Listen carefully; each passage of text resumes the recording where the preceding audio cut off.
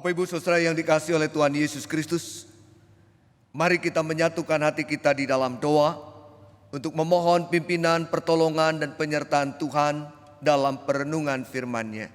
Mari kita berdoa. Ya Tuhan Allah Bapa yang bertata di dalam kerajaan surga, tetapi juga Tuhan yang kami yakini senantiasa hadir dalam kehidupan kami, dalam setiap pengalaman yang kami jalani. Kasih setia-Mu tidak pernah meninggalkan kami. Kami bersyukur ya Bapa.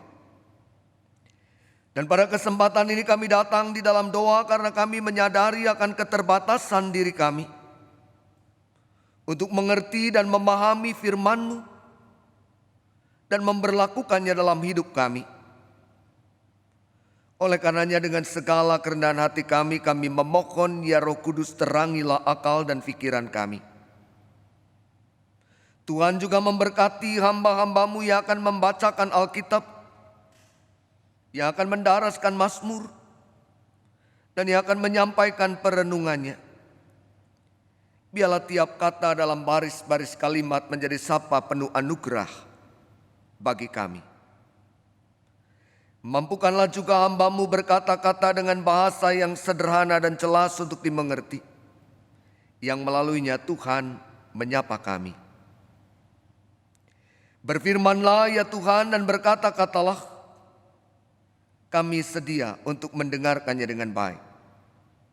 Di dalam nama Tuhan kami Yesus Kristus, Sang Firman yang hidup, kami berdoa.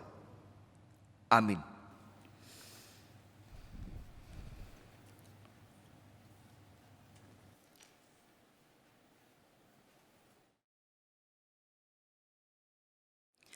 Bacaan pertama dari Yesaya pasal 66 ayat 10 sampai dengan 14. Bersukacitalah bersama-sama Yerusalem dan bersorak-soraklah karenanya, hai semua orang yang mencintainya. Bergiranglah bersama-sama dia segirang-girangnya, hai semua orang yang berkabung karenanya, supaya kamu mengisap dan menjadi kenyang dari susu yang menyegarkan kamu, supaya kamu menghirup dan menikmati dari dadanya yang bernas. Sebab beginilah firman Tuhan, sesungguhnya aku mengalirkan kepadanya keselamatan seperti sungai dan kekayaan bangsa-bangsa seperti batang air yang membanjir. Kamu akan menyusu, akan digendong, akan dibelai-belai di pangkuan. Seperti seseorang yang dihibur ibunya, demikianlah aku ini akan menghibur kamu. Kamu akan dihibur di Yerusalem. Apabila kamu melihatnya, hatimu akan girang, dan kamu akan seperti rumput muda yang tumbuh dengan lebat. Maka tangan Tuhan akan nyata kepada hamba-hambanya, dan amarahnya kepada musuh-musuhnya. Demikianlah sabda Tuhan.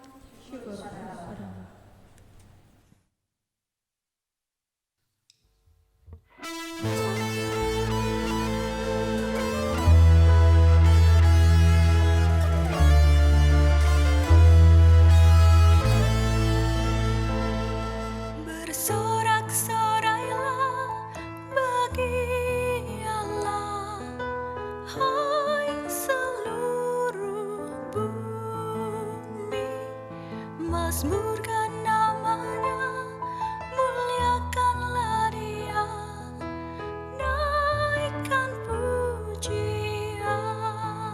Bersorak-soraklah bagi Allah, hai seluruh bumi. Mazmurkan namanya, muliakanlah dia,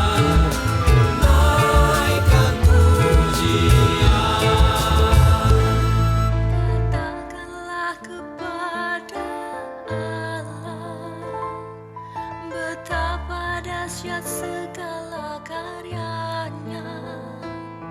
Seluruh musuh tunduk kepadanya, seluruh bumi sujud menyembah. Bersorak-soraklah bagi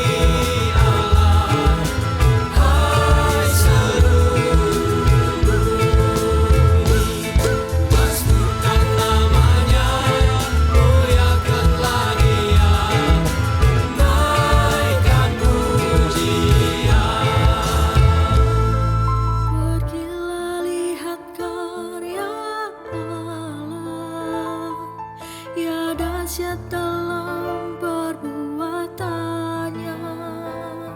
Ya, ubah laut menjadi tanah yang kering, dan umatnya pun dapat menyeberang.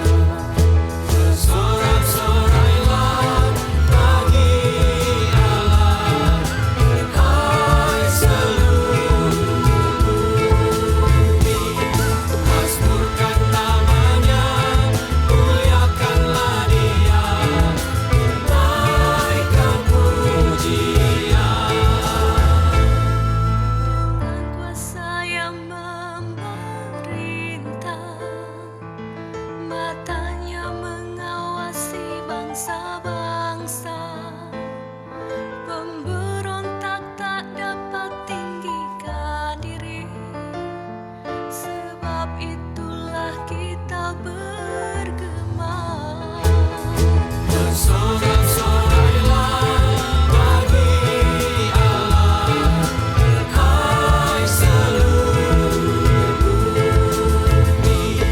Mazmurkan namanya, muliakanlah Dia, naikkan pujian. Hai bangsa-bangsa, puji Allah, kepadanya perdengarkan pujian. Ya, tak biarkan kaki kami goyah, dan jiwa kami diselamatkannya. Bersorak-sorailah bagi Allah, hai seluruh bumi. Mazmurkan namanya, muliakanlah Dia, naikkan pujian.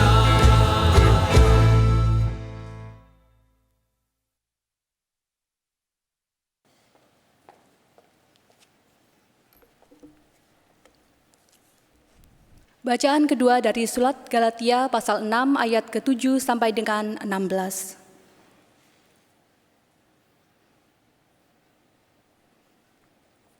Jangan sesat.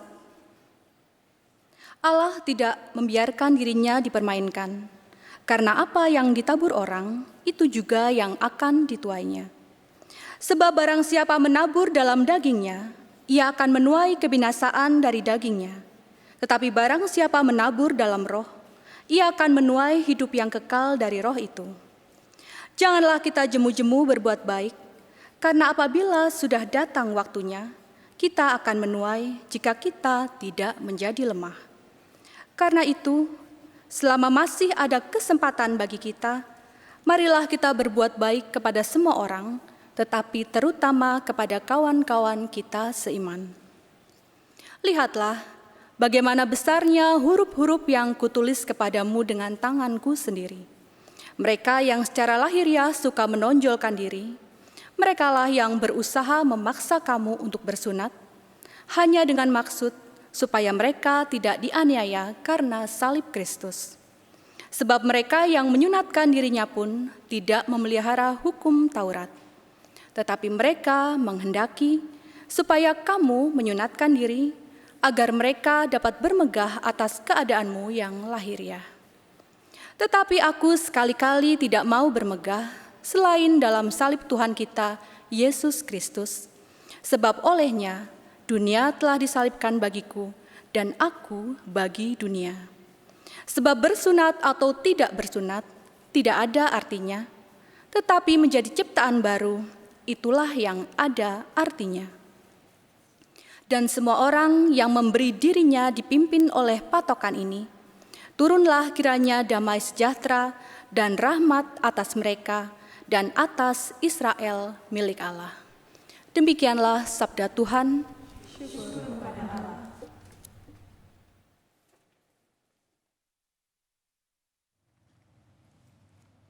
Bapak Ibu Saudara, kita akan membaca Injil Tuhan Yesus Kristus. Saya mengundang saudara untuk berdiri.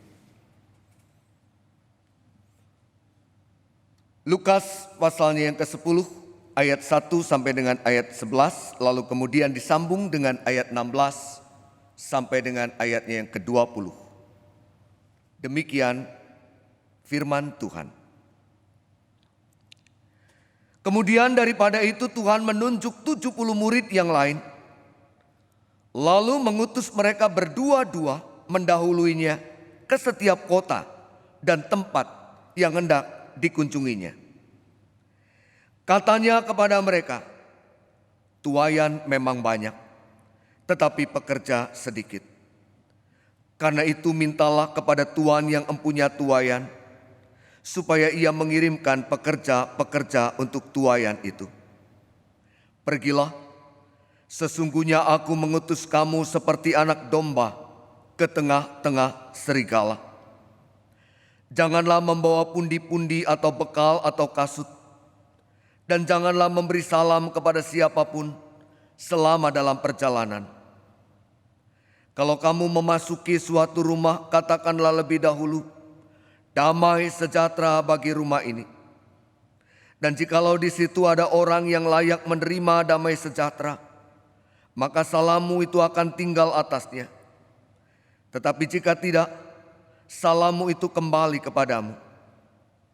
Tinggallah dalam rumah itu, makan dan minumlah apa yang diberikan orang kepadamu. Sebab seorang pekerja patut mendapat upahnya. Janganlah berpindah-pindah rumah. Dan jikalau kamu masuk ke dalam sebuah kota dan kamu diterima di situ, makanlah apa yang dihidangkan kepadamu.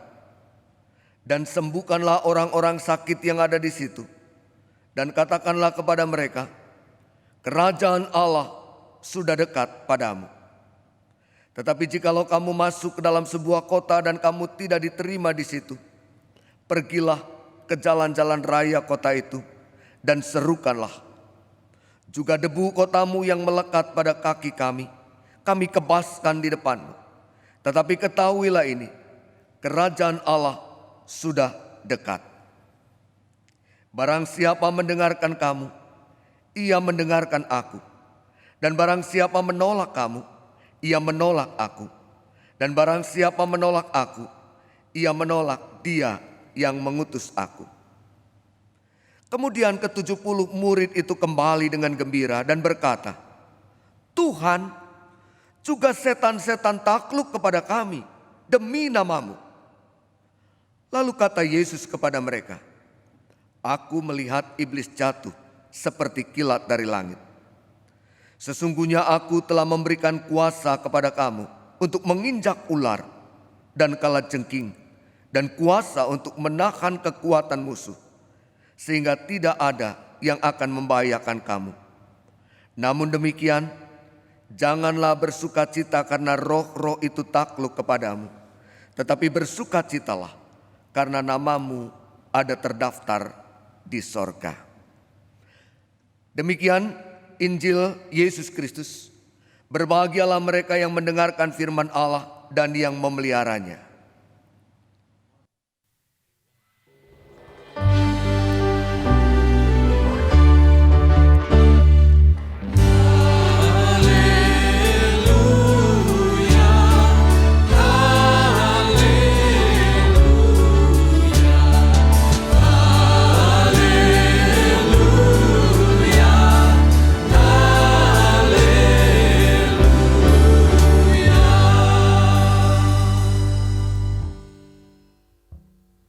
Silakan duduk.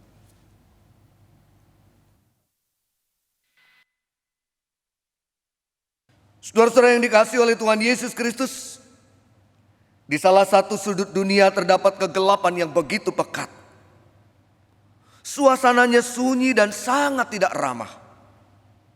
Namun di balik kegelapan tersebut tampak sebuah lampu kecil. Lampu itu begitu kecil, namun ia tetap bercahaya. Sinarnya tampak jelas dalam gelap. Tiba-tiba seorang pejalan kaki yang melihat menghampiri dirinya dan berkata, bukankah kau akan lebih berguna di tempat lain daripada di tempat terlantar seperti ini? Sekitarmu gelap, pengap, dan sangat tidak ramah. Tidak, jawab lampu kecil itu. Saya bercahaya sebab saya adalah cahaya. Dan karena saya bersinar maka saya menjadi cahaya. Saya tidak akan bersinar agar saya dilihat. Tetapi saya bersinar karena memang itulah keberadaan diri saya. Dan semua yang saya lakukan itu memberikan kegembiraan bagi saya dan bagi siapapun yang melihatnya. Dan yang pasti, dengan tetap bercahaya, dengan tetap bersinar, maka kegelapan itu akan hilang. Bapak Ibu Saudara yang dikasihi oleh Tuhan Yesus Kristus, cerita reflektif itu mengingatkan tentang siapa diri kita. Cerita reflektif itu mengingatkan tentang siapa kita. Bahwa cahaya baru menjadi bermakna hanya ketika cahaya ditempatkan di dalam gelap. Sinar baru menjadi terang hanya ketika sekitarnya pekat dan gelap. Bapak Ibu Saudara yang dikasihi oleh Tuhan Yesus Kristus, bagian dari Injil Lukas pasal 10 adalah bagian yang di dalamnya Yesus mengutus para muridnya untuk mengerjakan panggilannya. Yesus merencanakan misi yang lebih luas bagi para muridnya ketimbang misinya yang pertama. Angka 70 merupakan simbolis bagi orang-orang Yahudi yang mengingatkan kita pada 70 tokoh tua-tua yang dipilih Musa untuk membimbing umat dalam pengembaraannya di padang gurun. Angka 70 juga menjadi jumlah anggota Sanhedrin, dewan tertinggi Yahudi. Dan angka 70 dipakai oleh Tuhan Yesus untuk mengutus para muridnya hadir di tengah-tengah dunia ini. Bapak Ibu Saudaraku yang dikasihi oleh Yesus, Yesus mengutus mereka berdua-dua untuk masuk dalam kota di mana Yesus merencanakan pelayanannya. Pengutusan Yesus kepada para murid adalah bagian yang di dalamnya Yesus hendak menyadarkan mereka bahwa ada banyak jiwa yang membutuhkan penyelamatan. Dengan semua itu Yesus seolah mengantar para murid untuk masuk melihat medan pelayanannya secara nyata. Yang di dalamnya Yesus dan para muridnya akan melayani. Yesus mengendaki para muridnya menjadi penuai-penuai di ladang Tuhan. Namun Yesus juga mengendaki mereka agar mereka memahami sepenuhnya bagaimana ladang pelayanan yang akan mereka masuki kelak. Dengan sebuah pesan, sesungguhnya aku mengutus kamu seperti anak domba ke tengah-tengah serigala. Perhatikan saudara. Di awal pengutusannya Yesus malah menyampaikan situasi yang memberikan rasa tidak aman bagi para muridnya. Seekor serigala dapat mencerai-beraikan sekumpulan domba. Dan sekarang ini seekor anak domba, arnia dalam bahasa aslinya, ditempatkan di tengah-tengah serigala. Hal itu hendak menunjukkan betapa menakutkannya situasi yang hendak mereka masuki.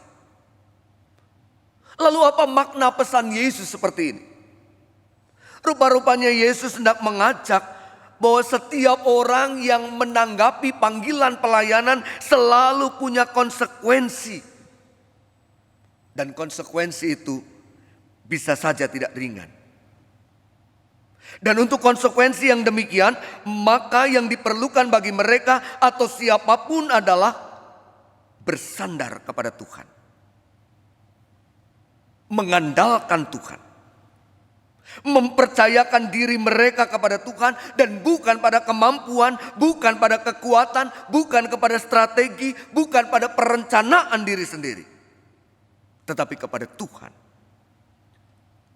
Bahwa seorang hamba, seorang utusan Tuhan mempercayakan hidupnya, pelayanannya, panggilannya sepenuh-penuhnya kepada Tuhan. Mungkin ini yang menginspirasi konsep tentang JKH, jaminan kehidupan bagi para pendeta dalam kehidupan gereja. Sebab seorang pekerja patut mendapat upahnya.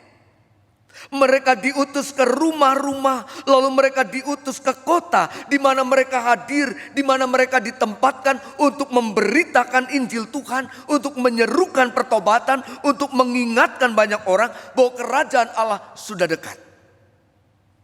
Lewat panggilan pelayanan yang mereka kerjakan. Ketika mereka hadir untuk memulihkan, ketika mereka hadir untuk menyembuhkan, ketika mereka hadir untuk membebaskan. Bapak Ibu Saudara yang dikasihi Kristus, Yesus bukan hanya memberikan pesan supaya mereka fokus pada mengerjakan panggilan mereka, tetapi Yesus juga memperlengkapi mereka dengan kuasanya. Dan dalam kuasa Yesus itulah para murid mengerjakan panggilan pelayanannya. Barang siapa mendengarkan kamu, ia mendengarkan aku. Dan barang siapa menolak kamu, ia menolak aku. Dan barang siapa menolak aku, ia menolak dia yang mengutus aku. Saudara-saudaraku yang dikasihi Kristus, melalui ayat tersebut menjadi jelas bahwa para murid menerima wibawa yang luar biasa di hadapan sesamanya dalam mengerjakan panggilannya. Kehadiran mereka menjadi representasi dari kehadiran Tuhan sendiri. Ini mengingatkan setiap kita, saudara dan saya, yang mau dengan sungguh hati membuka diri untuk dipakai oleh Tuhan, maka kita bukan hanya dipercaya untuk melayani, tetapi kita juga diperlengkapi untuk melayani. Jadi rasanya kita tidak perlu berdalih dengan mengatakan saya tidak punya apa-apa dan saya tidak mampu melakukan apa-apa, saya tidak bisa mengerjakan ini dan itu, karena Tuhan yang memperlengkapi kita. Saat itulah kita yang terbatas dipakai oleh Dia yang tidak terbatas, kita yang nothing, yang bersedia melayani, dipakai oleh Dia yang everything, maka kita yang nothing pada akhirnya diubah menjadi something. Kita yang bukan siapa-siapa dan tidak memiliki kelebihan apa-apa diubahkan menjadi alat Tuhan yang luar biasa.